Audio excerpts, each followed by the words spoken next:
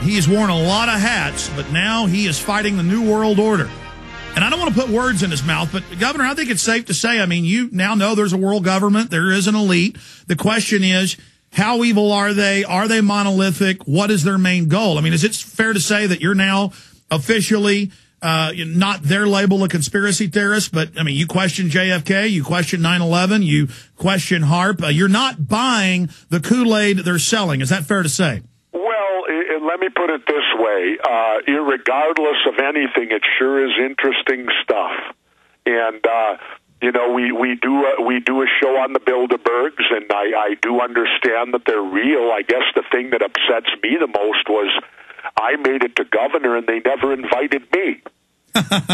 And I guess maybe I got to run for office again then so I can get invited to this thing to find out what the hell goes on inside there. Well, they would have invited you if you would have gone along with the CIA when they set you down at the governor's office 2 weeks into office. But, I mean, you're not selling people out.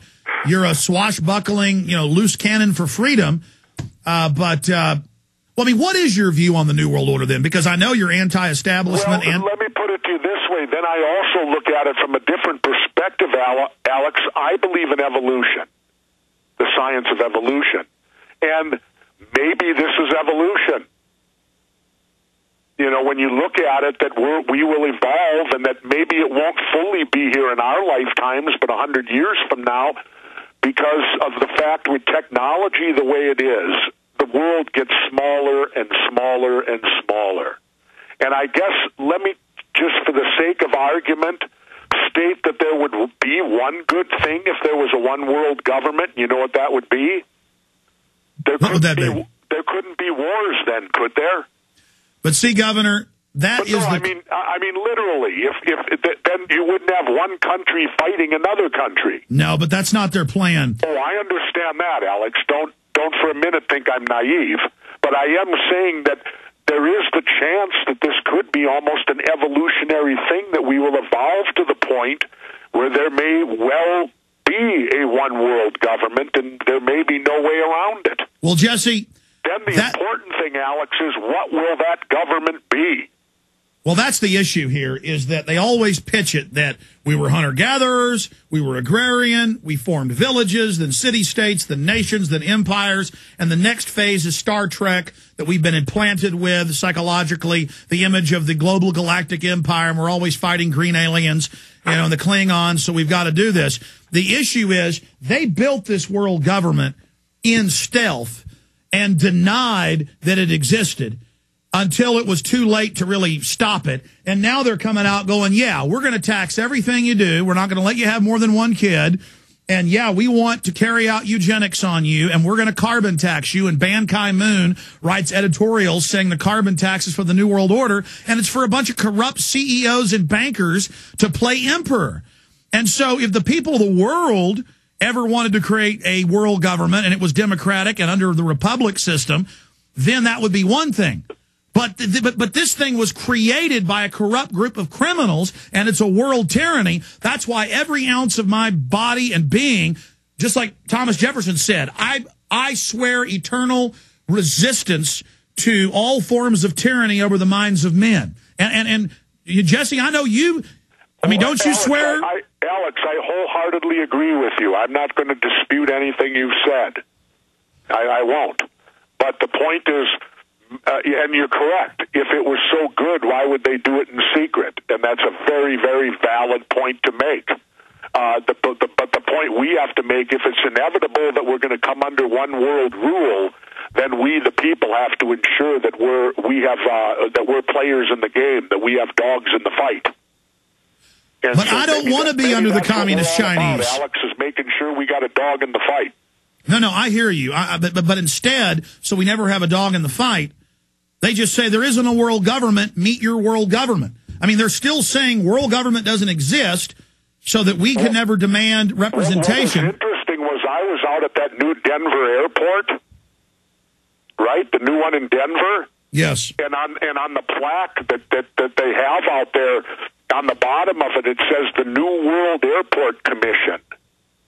And there isn't one. Nothing of that name is in existence. And there's murals of Nazis. Why would they put that on the dedication plaque at that big Denver airport, the New World, not the Colorado Airport Commission, not the Denver Airport Commission, but the New World Airport Commission. And they have paintings of Nazis killing children above it. No, they're not Nazis. I disproved that. Well, there's people in fascist-style uniforms mowing people but they down. are not Nazis. You know how I disproved that, Alex? How? The guy's carrying an AK-47. I saw it right away. I said, this can't be a Nazi. The Nazis didn't have that weapon. Yeah, but I don't think the artist knows that the Kalashnikov is an Eastern Bloc weapon. I noticed it. Hey, Jesse, I want to take some calls, and time is... Yes, let's take some calls. But a plug right here in the middle of this conversation. I'm going to mail you, I've forgotten to mail you, Fall of the Republic, because this details from the globalist own statements that they are setting up a tyrannical world government, that they engineered the banking crisis by design, and that they are setting up a citizen spy force police state system. So I hope all the listeners will get a copy of Fall of the Republic at Infowars.com and the online video bookstore and support what we're doing here, but also show it to everyone you know, because this film exposes the wider agenda. And Alex, let me shamelessly add in, please watch my television show, because if we get such an overwhelming audience response, it'll force them to buy it up for another deal. And we'll be able to get that much farther into it then. And then, like the X-Files, I get the spinoff like the Lone Gunman. There you go. Okay, now we're getting into real inside baseball. Look, this show is important, and I want everybody to tell their friends and family and neighbors. True TV, December 2nd, airing every Wednesday. Absolutely important, because this show is definitely from our perspective. Okay, I want to go to some calls, but we got to finish up with the last point. We just hit Manchurian Candidate, secret societies. What about Big Brother? Well, go ahead. Well, Big Brother is just simply that. Is Big Brother, are they watching over you? And I think in our show, you're going to hear clearly that they are, and that clearly it's going to come from a place where the government I'll just put this, the government is able to do it and work around the Constitution. We have found that out, and we will air that on the show to where you will clearly see how the government has looped the Constitution in which establishing Big Brother on you. Can we say the different federal groups you talk to, or just leave that alone? I don't think I talked to any federal groups. Again, there was no cooperation from the government. Well, you talked to their minions, though. You talked to their Gestapo, their ground pounders, their citizen spies. Well, yes, we did do that. We'll just leave it there. We'll just leave it there. Yeah, just leave it at that. Well, it's a very exciting... Too many of them are right down in your country, Alex. I don't want you getting in trouble. Believe me, we know what Infraguard is up to. Oklahoma's too close to Austin. Okay, folks, Governor Jesse Ventura is our guest. Best-selling author, wrestler, movie star, governor, football, National Football League, NFL commentator, surfer. Jesse, what is there you haven't done? I don't know, but I got a few years to figure it out yet, Alex. You never stop going because, in the words of the late, great Warren Zevon, I'll sleep when I'm dead.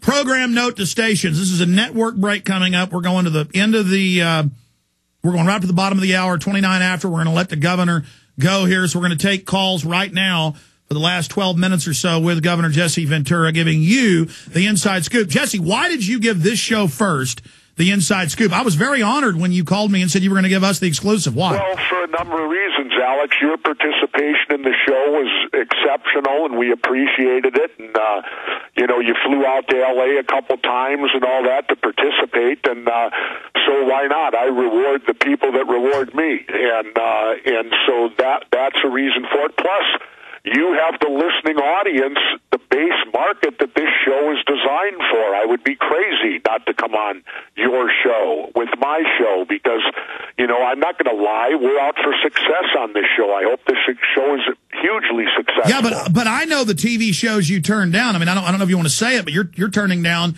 something with 30 million viewers coming up in a few weeks because you want to be out of the country. I'm just really honored you came because I know you're turning down a bunch of really huge media interviews, but doing our show, so we appreciate it. Well, no problem. And like I said, you're a wealth of information, Alex, that we can always rely upon. And, so doing your show is just simply the left hand washing the right hand. Well, folks, we're going to post this interview up at Infowars.com. Over 200,000 people a day get the free podcast. Get it, share it with everybody. We're going to post a YouTube video of it, share it with everyone, because if this show can be a big success, the system may start letting more of this on the air as the internet culture takes over the mainstream media. We can beat the globalists. If they can't beat us, they're going to try to join us, and we can slow down this whole system.